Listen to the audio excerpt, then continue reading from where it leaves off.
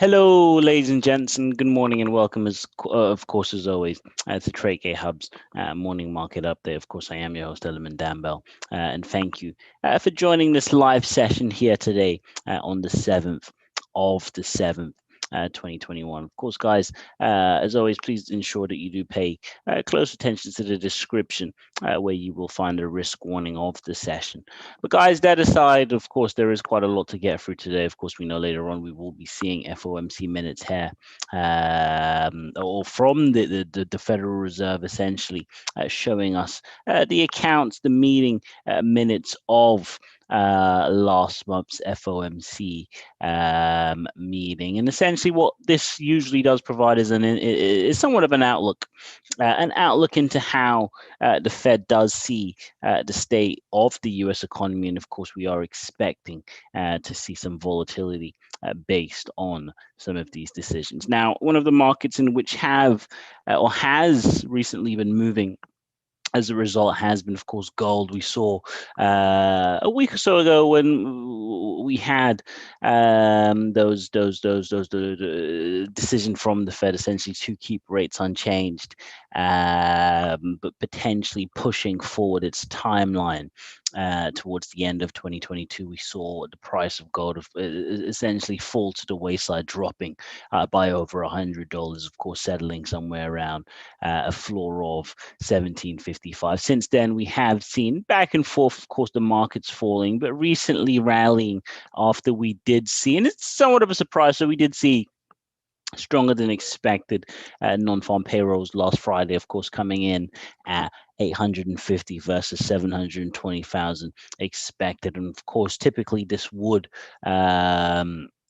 give us somewhat of a bearish outlook on gold. But at the moment, for the moment at least, we are seeing somewhat of a rally. And if you look, technically isn't a surprise. Fundamentally, it's somewhat of a surprise. Technically, there's absolutely no surprises for me, and there shouldn't be for many of you. Technically, we saw this level there was historically a floor. Quite a lot of bullish reversals have taken place at that level.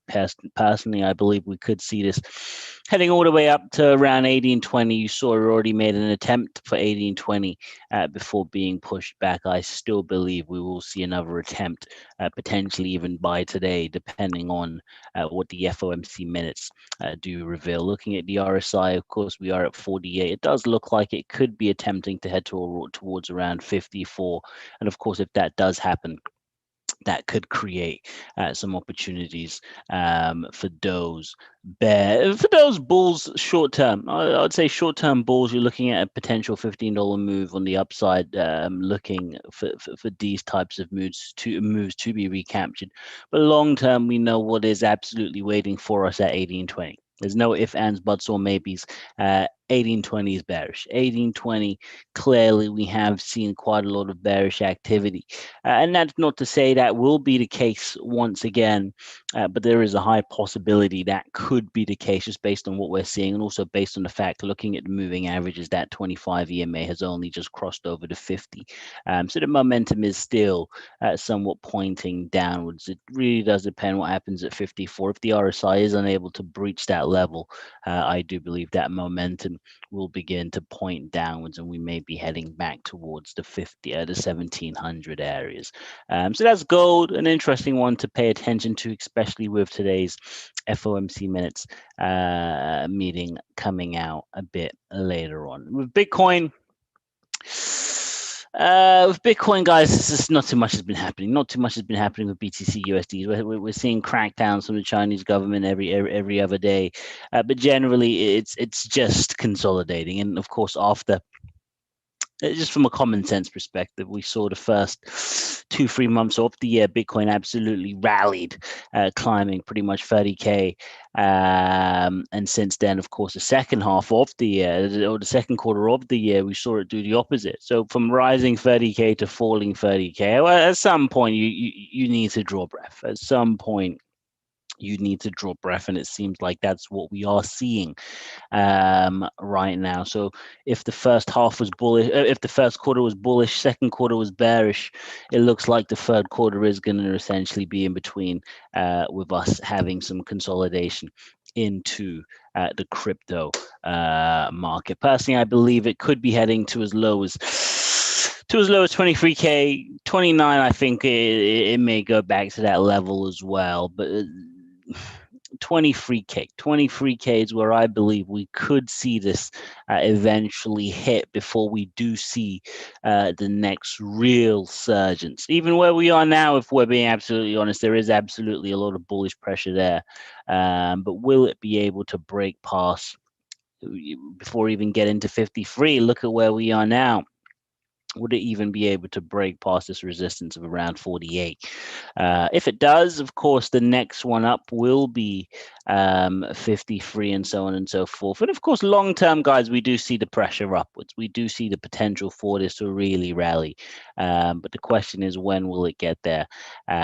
It will eventually, but when will that eventually be? And of course, those question marks are causing a lot of sleepless nights for some of us here in the audience. I'm just waiting to see when crypto prices could somewhat rebound. Next up, I wanted to really look at crude oil.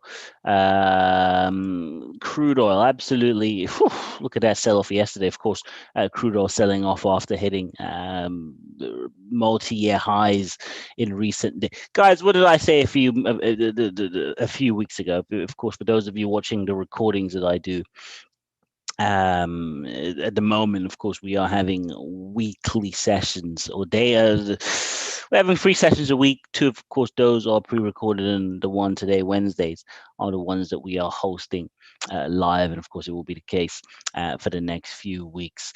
But generally, for those of you watching those sessions, I damn near said again, I would cut my hand off of crude oil and go back to that resistance above $75, because it was just pretty obvious. It was attempting to reach that resistance.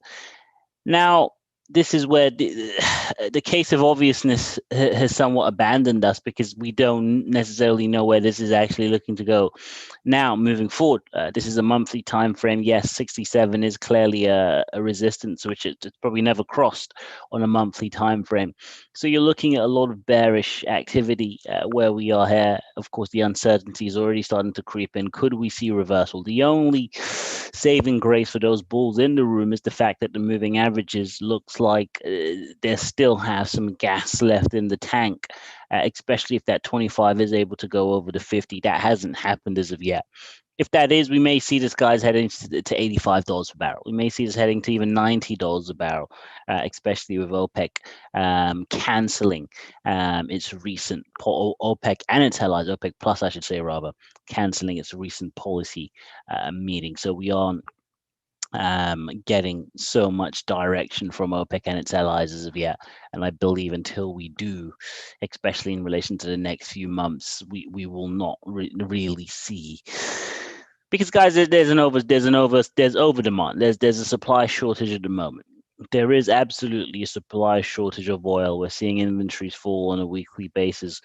We are seeing demand globally begin to rise. Despite the Delta variant, we are seeing economies across the globe ramping up on their need for energies, their need for crude oil, and so on and so forth. So until OPEC really, put their foot on the gas, pardon the pun, we may not see a true fall. This is the biggest test. This is the biggest test so far to see what will happen. Of course, already we saw that fall which took place.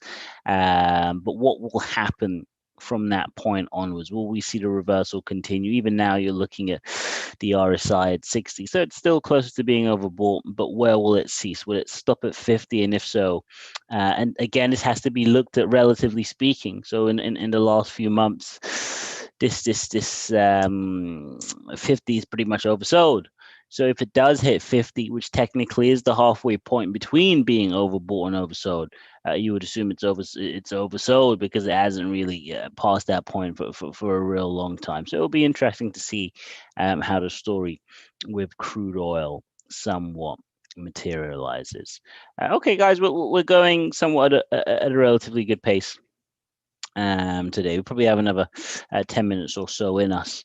So let's somewhat slow down before we pretty much look at all of the markets there are to look at in a very, very short space of time. And one of the ones that I really wanted to pay attention to again, S&P 500.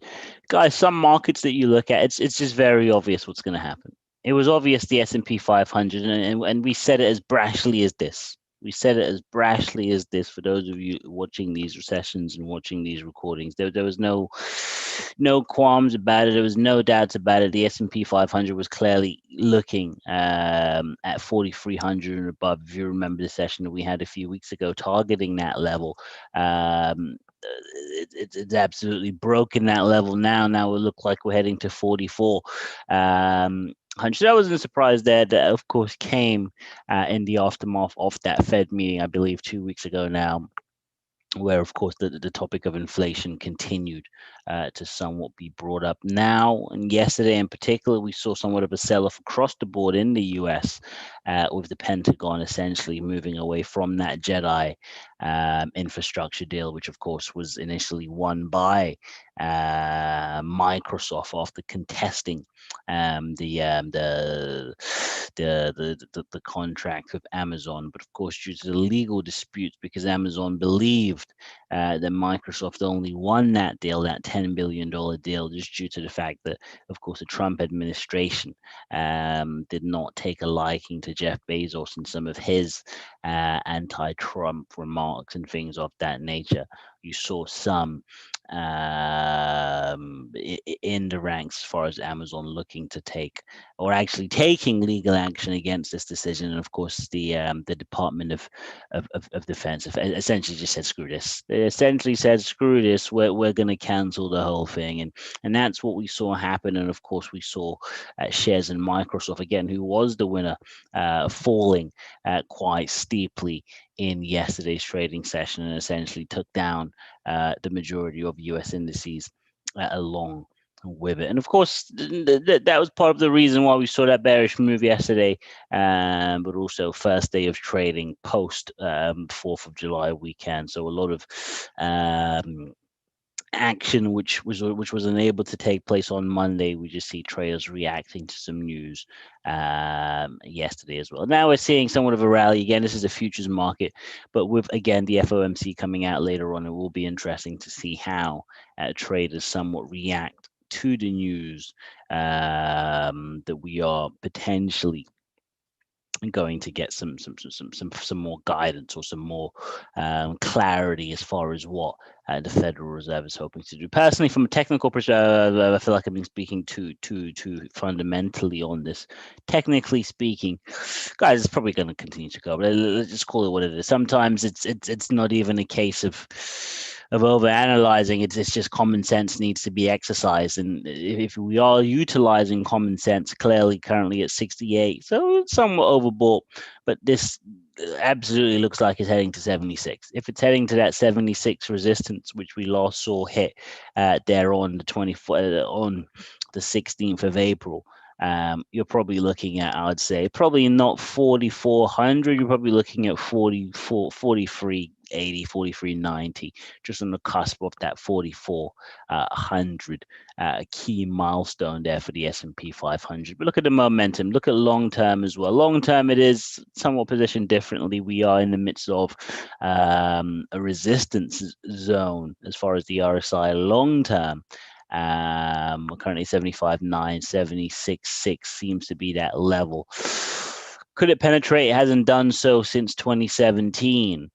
So that would be an interesting one. That would be an interesting one to pay attention to.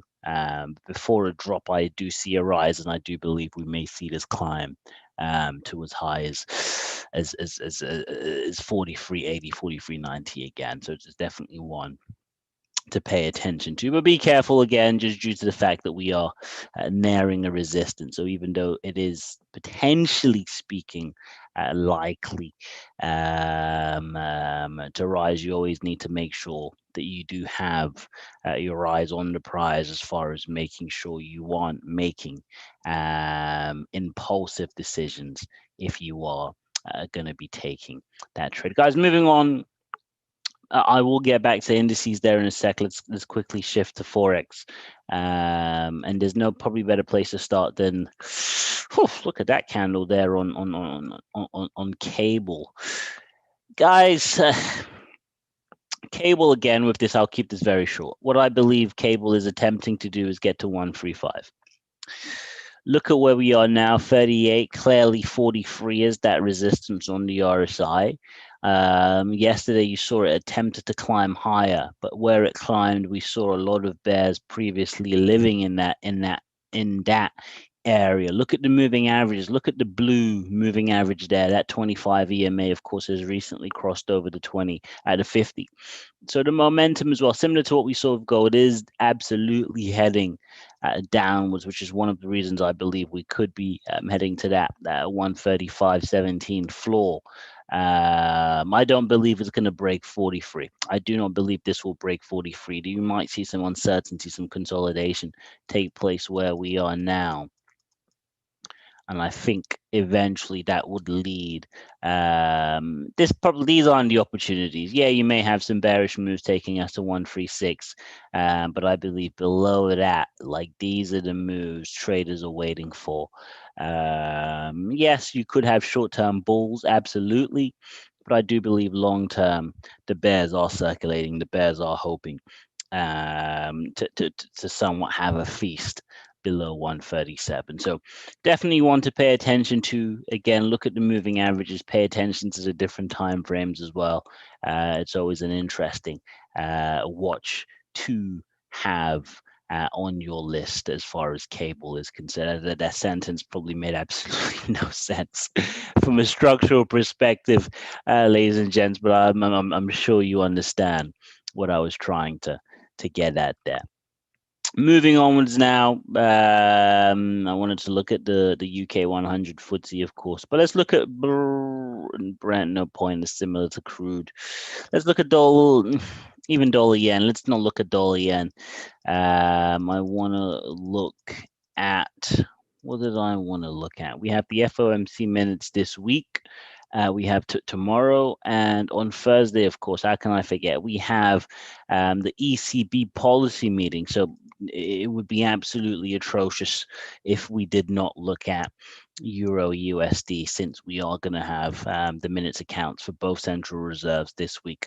We should take a look at this. And taking a look at this, what's the first thing we notice is the fact that this looks like it's oversold. First thing we notice, we've seen not since February of 2020 has, and before then it's been a long time. So only once in the last 3 years has the RSI passed this point. The markets are trading, from what we perceive to be, the markets are trading at a floor, relatively speaking. You could potentially make the argument that this is an interim floor, although if you look, you see quite a lot of bulls living in that area. A lot of bulls. We haven't seen the bull there today yet. Could we, or are we going to see a breakdown further where even more bulls rise? So, guys, whatever we're doing here, clearly this is waiting for reversal. Whether this is the floor, 118.13 or 117.23, one of those is the floor. And we will see a reversal either where we are now or a further drop leading to further reversal, leading to eventual reversal. But guys, just looking at the RSI, the euro dollar hasn't passed this point in 3 years, only once. In February of last year, we will know what caused that to take place. The beginning, the uncertainty, the beginning of the end. People thought the aliens were going to invade Earth. It was the end. Everyone was panicking. So besides an alien invasion, or the potential for an alien invasion, I don't know, somewhat, what do we say, figuratively speaking, as far as COVID and things of that nature, we haven't truly seen a lot of bearish activity take place in this level in the last few years. So it's interesting to pay attention to this now, but I'm a little bit more optimistic that it could drop a little bit more before we see a rise. But who knows? It's up to you. Only you know. It's up to you to do the analysis and trying to see where you believe the actual floor is. This does look like a floor. It does absolutely look like a floor. But if you zoom out, so does the lower levels. And it's one you need to. And let's even do it now. Let's do it together, looking at a weekly. And this is what I mean, because on a weekly time frame, you can see there is still the opportunity for this to continue to fall. So the perspective does change. This is why I say you need to put yourself in the position of making those right decisions, doing those analysis, and hoping to find the right opportunity for yourself. Guys, we're going to have one more and we're going to call it quits for today. And let's do it. Let's keep it with the FTSE 100. I said we were going to do it, so let's stick to my word there. FTSE 100 opened up higher in the UK so far. We don't know why. Yesterday, of course, it fell as oil prices fell. BP, British Petroleum, and Royal Dutch Shell RDS essentially sending the FTSE lower. BP was down around 3 point. What's BP down? BP was down 3.78%, with RDS down 1.23% yesterday. So those two did sink the FTSE slightly lower. But of course, we're seeing a reversal. I truly believe once the FTSE crosses this double resistance there of over, let's say, 71.80, I believe it's probably going to head over to around 7,700. So if it crosses over 7,200, it will reach 7,700. I think it's maybe not ready for it as of yet. So we may continue to see consolidation. But as the next 12 days approach, 12 days till Christmas, usually they say, but it is 12 days to freedom here in the UK, where we will see Freedom Day, where all remaining lockdown restrictions should formally end in the UK, as Prime Minister Boris Johnson has said. Of course, Boris Johnson has said many things and hasn't delivered. So it'll be interesting to see if this is one of those, or if we are going to see a man finally end lockdown restrictions in the UK. Of course, there aren't necessarily lockdown. People are no longer being told to stay at home, but as far as capacity restrictions in venues, these are still in place. And one of the hopes is that if England makes the Euro 2020 final, which in all honesty looks like could be the case, we may even see the Wembley Stadium packed by its most since the beginning of the pandemic. So there's a lot to look forward to as far as the UK is concerned. And of course, GDP numbers coming out of the United Kingdom this Friday, annual and of course quarterly figures will be reported. So there is quite a lot to process. And for you, of course, the best place to process this and follow the potential. I'm saying quite a lot. I don't know. I probably need a speech therapist, unless I'm just fatigued. But going back to the script, guys, for me to work on my use of the word, the phrase, and for you to find potential opportunities, I think the best place to do so, of course, as always, is TradeGate Hub, listening to the likes of Mike V, who don't have the similar stutter that I seem to possess this morning in the UK, the likes of Dale, and of course the multiple other traders on TGH. Of course, sign in, sign up, and make sure that you are following all the latest news, all the latest analysis from the platform, and we hope to be part of your trading journey with you guys. Absolute pleasure. Eliman, Dambell here. Look forward to Friday's recording. I'm signing out. Take care. All the best. Bye-bye.